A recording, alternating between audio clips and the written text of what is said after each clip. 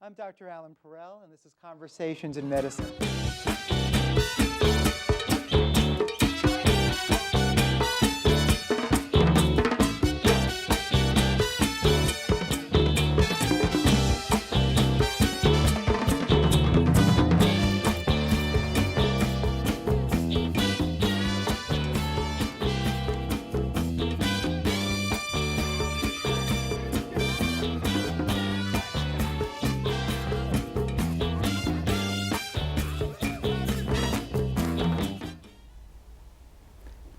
Good evening. I'm Dr. Allan Perel, and this is Conversations in Medicine, a program that brings cutting-edge medical topics to the Staten Island and tri-state community.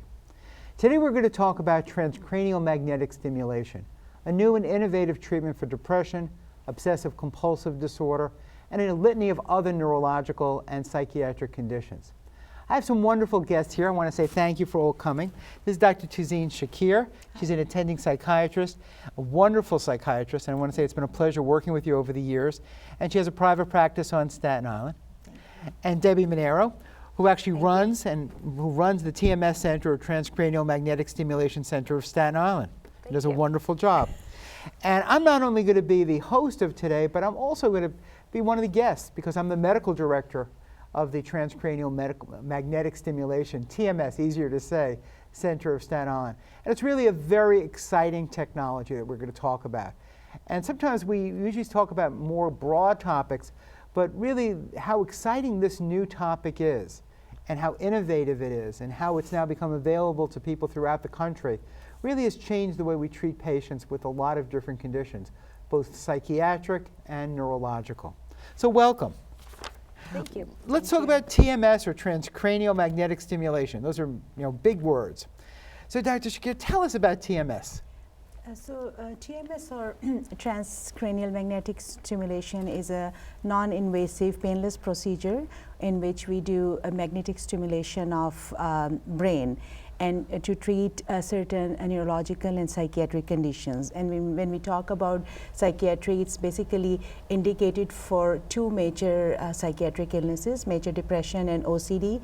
And basically with the magnetic stimulation, we stimulate those cells in the brain which are hypoactive, which are not functioning, and by stimulating those cells, we treat depression, which is not responding to other medications. So let's talk about it. So as a neurologist, as a psychiatrist, well, we talk about the brain. And the brain with people who are depressed, we know there are chemicals that are affected, and we know we could stimulate different parts of the brain to make people feel happier, to do other things. Like if I stimulate part of the brain, I can actually make your arm twitch or do things like that. So it's interesting that stimulating the brain can give us that kind of benefit. So just briefly, even to start, what I probably should have asked first, what's a psychiatrist? So psychiatrists is a specialized field of medicine in which doctors are specialized to treat different psychiatric conditions. There are different kind of psychiatrists. There are child and adolescent psychiatrists, adult psychiatrists, and geriatric psychiatrists. I'm both adult and geriatric psychiatrist, and I treat different psychiatric conditions. And you're a physician, so you're able to prescribe medicines and things of that nature. So Debbie, tell me, so if someone calls the center, what kind of screening do you have for someone who calls up and said, I've heard about TMS from either a friend, a family member, reading the literature, going on a website. Tell me what's your process for them to come in to be evaluated? So we have a bunch of papers that we give to the patient. On it will actually explain to them a lot about the TMS machine and how it works. Also, it'll give them their medical history. Well, they'll provide us with their medical history, what medications they failed. They'll also get a referral from either their primary doctor or a psychiatrist, any referring doctor. And then we let them know that we'll contact their insurance company to start the authorization process. And they have to have, at least right now, the diagnosis of either major depressive disorder or obsessive-compulsive, OCD. So Dr. Shakir, tell us a little bit, what is major depression? And you alluded to it a few minutes ago about what's refractory or medically intractable. But tell everybody out front, because everyone's been blue. People feel sad. Everybody's worried that they're depressed. People are grieving over things that happen. So tell us a little bit, what is the psychiatrist's definition of major depression? So major depression, anyone can feel sad or gloomy at any time in their lifetime, but it doesn't mean that they have major depression. In major depression, they have to have a certain criteria. They have to be depressed for at least 2 weeks time period, and they have to have certain symptoms. Either they feel sad or they have inability to enjoy things. And with these two symptoms, they also have disturbance in their sleep. They either have decreased sleep or increased sleep. Their appetite is decreased or increased. They either lose weight or gain weight. People also feel low about themselves. They feel worthless. They feel hopeless, helpless, and they have self-reproach. They feel guilty about things which they have done in the past, and they can have these thoughts that life is not worth living, and they can feel they don't want to live and they want to die. And these symptoms start interfering with their functioning, and they're not able to perform their work, daily routine, and school. In effect, it tremendously affects people's lives. Exactly. So when we say a procedure like TMS is for people who have medically refractory depression, Right. what does that mean? So many people are on medicines, the SSRIs people have heard about, drugs that came out many years ago like Prozac. Tell me a little bit about what does it mean and what criteria does it mean? Do you have to be on 20 medicines to be refractory? One medicine? Yeah. Tell us a little bit about it.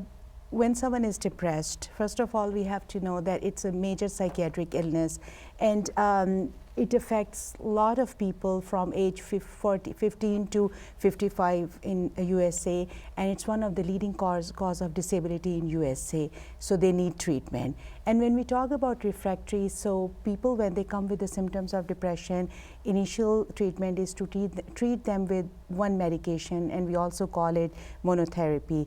There are about 40% of the people who respond to one medication.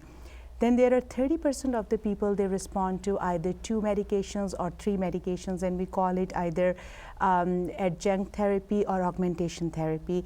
When people do not respond to these medications, we call them treatment resistant because they are not responding to these medications and they need something different than medication. And this is the time when TMS can play a big role. So about a third of patients who have major Exactly. depression Yeah. were followed by a psychiatrist or other healthcare professional Right, fall into that category of this. right. So while we're doing definitions, and we'll go into I more had a question for Dr. Shakir. Please. So a lot of our TMS patients, they're still currently on medication while we're doing TMS. So how does that work? So basically patients are coming, when they come for a treatment, they are already on medication and they are resistant to those medication. But as a protocol and as a routine, we have to continue with the medication. And while they are getting TMS, so both neurologists and psychiatrists, they play a big role because psychiatrists, they have to evaluate them before the procedure to make sure they meet the criteria for TMS, to go over the past psychiatric history. While they are getting the treatment, they still have to see a psychiatrist, so they are continued on their medication. And once they are done with the TMS, at this time, psychiatrists also play a vital role because this is the time when we can reduce the medications basically based on their improvement, and medications can be slowly tapered down and monitor them closely, and if we feel that patients are developing symptoms again, so they can be reevaluate for TMS or a medication adjustment. If you start seeing benefits while they're doing the TMS, would you start lowering their medication during the Definitely. treatment? Yes. That's the main purpose, Yes. to keep them on less medications because we have a lot of good effects for medications, but at the same time, when we are introducing 2-3 medications, there are a lot of side effects and adverse reactions to everyone. So we have to be, it's always good that they are on less medications. And we want to keep the variables, we want to try to change one variable at a time. So we try to keep people on medicines, and we do it. Right. Let's talk about obsessive compulsive disorder a little bit, Dr. Shakir. We see it a lot with people who are afraid of heights, afraid of doing things, people who are agoraphobic at home, people who just have bad thoughts that just keep on going in their minds and they really can't function. And actually, even though it's interesting to think how difficult it is to treat OCD. Some people think about other disorders as being hard to treat, but talking to my psychiatry colleagues, such as yourself, it's a very, very difficult process to treat. So tell us, what is OCD? So in OCD, people, as a name says, obsessions and compulsions. So what happens in OCD, people can have intrusive thoughts, and these intrusive thoughts can be of anything. For example, they are preoccupied with germs, they are preoccupied with numbers, or they can preoccupied with the things which they are not doing. Just to avoid that uncomfortable feeling, they do compulsions, and compulsions can be keep washing their hands, keep checking things, and then asking people for reassurance. For example, I have a patient, he always thinks that he might hit someone, so he asks people to come and check if he hit someone. I have a patient who is a school teacher, wonderful high school teacher, but he has these intrusive thoughts. Maybe he hit one of his students, or he cursed at the student, and he has to ask other people for reassurance. And OCD, although like we don't hear a lot about it, but it's a very common disorder, and there are about 2% of the world population, they suffer from OCD. And from those 2%, only 50% of the patients, they get benefit from medications, and like SSRIs or some of the older antidepressant and cognitive behavior therapy. So we have 50% of the patients who are not getting benefits from the medication, and even the patients who get benefit from the medication initially, 15% of them, they go in for on the deterioration rate, so they go downhill and they don't get better. Actually, their symptoms come back. So this is, I think that TMS is one of the most effective treatment for OCD. It's a non-invasive, it's a painless procedure, and very effective with almost no side effects. And the FDA has approved it for OCD, yes, which is wonderful, and depression. Right. So Debbie, we're going to show some pictures in a moment. So you're the one who does not only the screening, does everything basically. Yes. I know that. And you do the procedure itself. Yes. And I think people at home are concerned. Clearly, and to say for the record, this is not any kind of shock therapy. This is not anything where you need to be in a hospital setting. This could be in any private person's office. Right. You don't need any special, you don't have to wear special clothes for it. There's no intravenous's, there's no medicines involved. Right. So tell us, I mean, you do this on a daily basis Yes. at our center. And you basically tell us a little bit about what the machine looks like. I mean, we have a picture So of it. This is what the machine looks like. Is it up? Oh, It's up there, yes. And attached to the machine is one coil that attaches to the helmet, and then another one that actually works as a fan. There's a little computer screen, and we plug in numbers that from when we map out the patient. Mapping out the patient is to see when we get the best reaction, to get at a good level to start giving them therapy. So we want to get to the right spot. Yes, So exactly. this is a very scientific part of this. That's the thing that Yes, I really want to make the a big deal mapping. about it. We're mapping it out, and as you do this every day, we map out a part of the brain that we want to stimulate in Yes. order to try to help people who are depressed. Yes. A different part of the brain totally for people with obsessive Yes. compulsive disorder. Yes. And for people with other diagnoses like aphasia from stroke, Parkinson's disease, autism, people with addiction issues. There are other parts of the brain that we stimulate. It's not yet approved by the FDA, but there are patients who have come in and seeking this because of the studies that have been out there. As Dr. Shakir said, there are multiple studies with it. So back to a little bit of what we're going to do. So first of all, does anything actually touch the patient from the machine? From the machine, no. But tell us what we have So here. we put this on. It's like a little material helmet. And we put it on the patient's head, and on this it would be the mapping on where we actually going to do the treatment. So this goes on the patient's head, and then we put a helmet over it, and the helmet is all cushioned in the inside. You strap it on tight, and then we start the therapy. And the therapy feels like what? It feels like, it doesn't hurt. It feels like a little like metal banging. Thumping. Yeah, like a little thump. But it doesn't touch you. It doesn't touch you. You just feel it in your head. You kind of feel it like go down your jawline, but it doesn't hurt at all. And we've done many patients. Yes, and we've done ourselves as well. And that's how we do it. So leave me this thing. So we put it on my head. So you put it on, right, and basically. You have it on backwards. I have it on backwards after doing it, okay, on television. So you put this on, and what happens, so you put the almost like this machine on top. Don't go up there, No, the producer will be upset. Good. Yes, so then we put the helmet right on top of you, and we put it on tight, and it just literally sits on top of your head, but it's snug on. And how long does the procedure take? Between 20 and 30 minutes, depending on if we're doing OCD or depression. Uh-huh. And about how many sessions do most people need? So I'm going to take this off if you don't mind. That's fine. So the insurance companies, most of them approve 36 sessions, but a lot of people still do maintenance after that. So again, because the insurance company approve it, and we all talk to our patients out here and talk about this, is they approve it because that's what the science is. Yes, so they give you 36 sessions, and it's every day for the first 5 weeks. What's it? 5 weeks? No, first 4 weeks. I'm sorry, but they go fine. every day, and then they should go twice a week for And the if you miss a remaining session, sessions. it's not a Yeah, tragedy. no, not a tragedy at all. And then we have maintenance therapies in order to keep people going and doing well with it. And I think a lot of the literature, maybe I'll ask Dr. Shakir, how low, what I've told you our clinical experience here, but as a psychiatrist, what percentage of patients benefit from this? The studies which has, like recent studies has shown that it's very effective. For example, before it got approval for the machines which we are using in our clinic, which is BrainsWay machine, it's very effective, and it's one of the state-of-the-art machine because this is the only machine which uses H coil, which goes deeper in the brain up to 5 centimeter. But it doesn't touch the brain. It doesn't touch the brain. It doesn't touch the brain. It's not a surgical procedure. No. Exactly. It's basically just a thumping, and it's just the magnetic pulse is able, because of the design of the machine, to go in, to penetrate further for benefit. Right, and for this particular machine, when they conducted different researches, there were 233 patients on 14 different sites. They did double-blind studies, and most of these patients responded. And they studied this TMS for pregnant patients, almost 35 patients. They had a great response to TMS without any adverse reactions. And in March 2018, it was studied on almost more than 80 patients with Parkinson's, and study was conducted for almost 90 days, and response was great.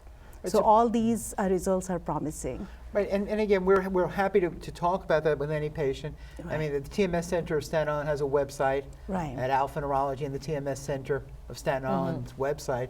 So if there's any questions, we'd be happy to answer any questions about this. We're going to continue to talk a lot more about it, but just the idea of this novel technique. So if a patient in your practice doesn't do well with medicines, Right. is this the next step, or do you think about shock therapy, or we call it ECT, electroconvulsive therapy? This is clearly a very different process. And again, for education, what is ECT? So ECT is a shock therapy. Again, it is also recommended for patients with treatment-resistant depression. ECT is very effective, but at the same time, it has a lot of adverse effects. I'm trained in ECT also, so I have done ECT for a lot of patients. So one of the things when you give ECT, you have to sedate patient, you have to give them medication, you induce seizures, which can be very scary for the patients, and then there are side effects. One of the major adverse reaction is memory impairment, which people don't like. And with TMS, there is no cognition deficits, there is no memory impairment, and it's very effective. So Demi, tell me a little bit about the side effects. You've seen a lot of patients, and you actually spend much more time even with myself, with Dr. Shakir, with the patients. Tell us a little bit about the side effects. Tell us about the concerns that the patients have when they come in. Some patients are concerned that they're going to get headaches, or they're afraid they're going to feel sick afterwards, but usually everyone is fine. They could get up, they could just function like as they do their normal day. Once in a blue moon, someone will get a headache, but not even like when they first leave, maybe a little bit later on in the day, but that's about it. We haven't had any bad reactions to anything. And they can take Tylenol for the headache. It's so mild. And again, but to be fair, there are a litany of side effects that are mentioned in the literature, but really the kinds of side effects are very minor usually, and they include headaches. They include, some people feel a little irritation around the scalp, but a vast majority of the patients really have very minimal or treatable or mild side effects with it. And there's no long-term side effects with it. So if somebody comes in, and tell us a little bit about, we do a lot of work with obsessive compulsive disorder. And there's so many people, I'm sure, who are out in our population right here, who are watching us, all of our wonderful viewers. And people sometimes have obsessive compulsive feelings. They feel nervous, they have compulsions, it's affecting their life. So if they come in, this is a very different protocol than people who have depression. People who have depression will come in and you sit there and you put that wonderful little hat on and stimulate their brain, and over time it will help in a majority of patients. Nothing is 100%. We're always being fair. All right. Now, with obsessive compulsive patients, Yeah, and we've we had a have number, to what do you have to do? We have to ask the patients themselves to write us a little script, and we also have to update it to put them in the OCD state before we start the therapy. Tell me, but give us an example. So, well, I had one patient, I was going to say a student, a patient. She was always worried about going to sleep at night and people dying in her family, so she would write this down on paper, and I'd have to read this to her before we started the treatment to get her in the OCD state, and then we'd start treatment. So the idea, you almost have to be a little bit in that obsessive compulsive feeling to show the benefit. That's what a lot of the studies do. Yes. And as Dr. Shakir said, the only system called the Brainsway system is the only system that's approved by the FDA for this. I know you've looked with me and Dr. Shakir at some of the other systems, and they're wonderful. They actually have very good indications for depression, but they aren't indicated for obsessive compulsive disorder, and they don't really have the same penetrance. The machine that you guys run basically is the state-of-the-art machine. Yes, and that's because it goes in deeper. It goes in deeper and is able to do much more. And that's where all these other studies, and we're part of studies right now for people with other neurological and psychiatric problems. As I mentioned before, autism, multiple sclerosis, Parkinson's disease. We've had patients with stroke come in. And if you think about it, if someone is aphasic and can't speak, trying to stimulate a part of the brain may be of some benefit. In those cases, sad to say, we don't get the same kind of benefit we get with depression or OCD, but a number of patients will get better. And right now it's in front of the government and the FDA to see whether that'll be an approved indication. So we're doing it as part of studies. We're doing it for families that have come from all over the tri-state area saying, we want to try it and are willing to be part of this and try to help one of their loved ones and to do it. So it's very interesting what's going on with it. So let me ask, what do you see in the future, Dr. Shakir? And again, I mentioned some of the new things that are happening. Tell us about what you think about TMS for your patients, and you have a large practice both in Brooklyn and on Staten Island. I think you just recently opened up a really private practice. You're working mostly at hospital centers, private practice centers, group centers for psychiatry. Where do you see TMS being in the next few years? I think TMS is very promising, and if you read all these studies, you can find out that people who got TMS, they had a great response.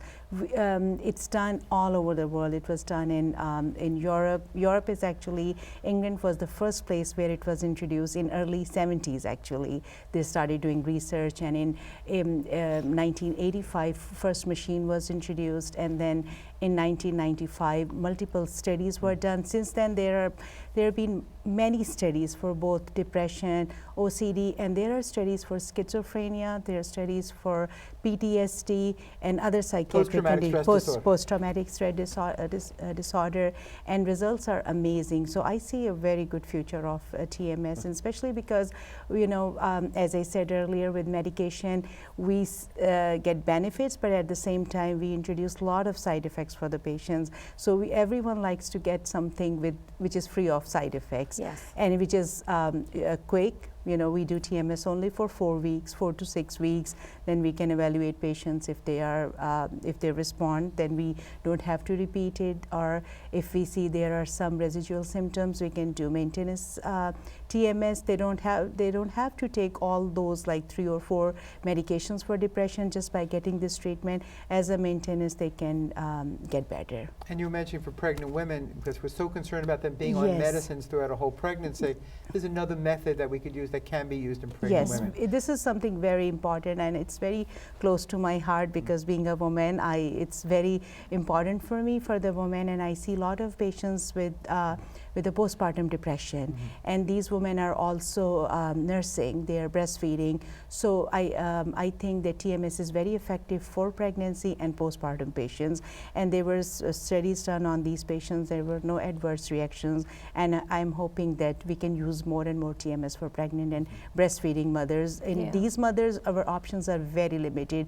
We have only 2 or 3 medications which we can use. Because of concerns about because of the side effects on the fetus and on the baby after the baby's born. So Debbie, tell me a little bit about how do you learn to be a technologist in this field? Excuse me.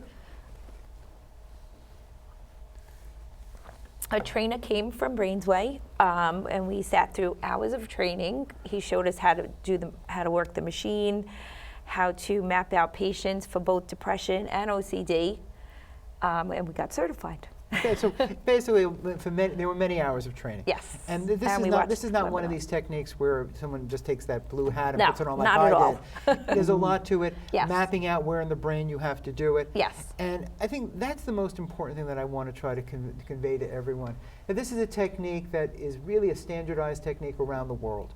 That people know what they're doing, that we are emulating this.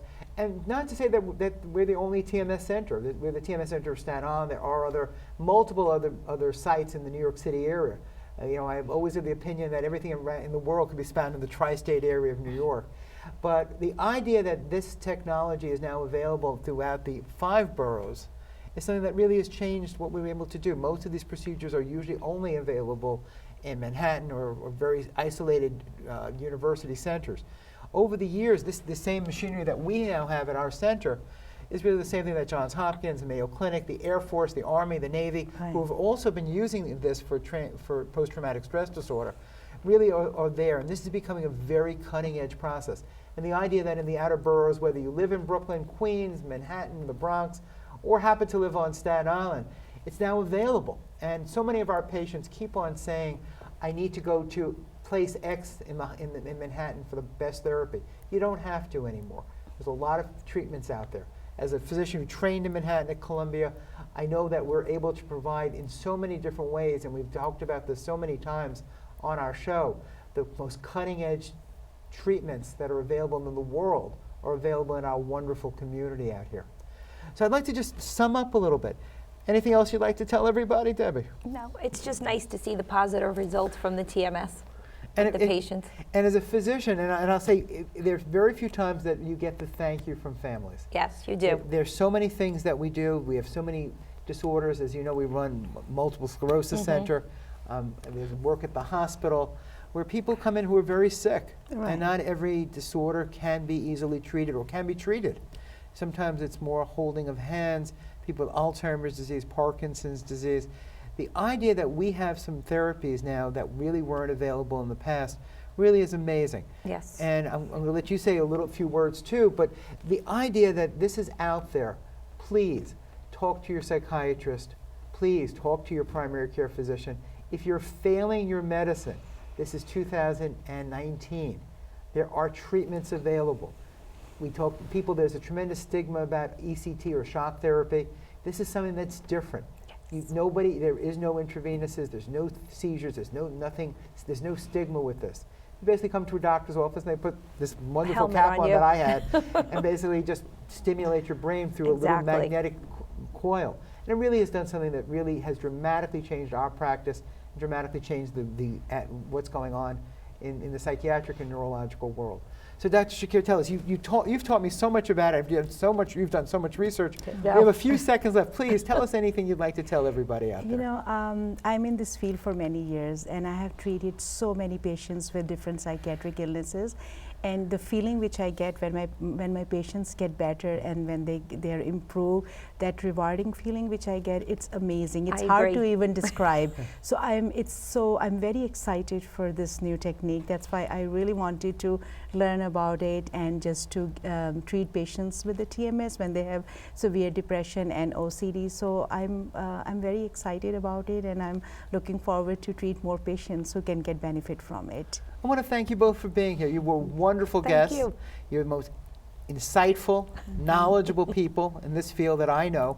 I've learned so much from both of you over the years. I want to thank you. I want to thank our producer, David Marcus, as always, for doing such a wonderful job. And thank you all for watching.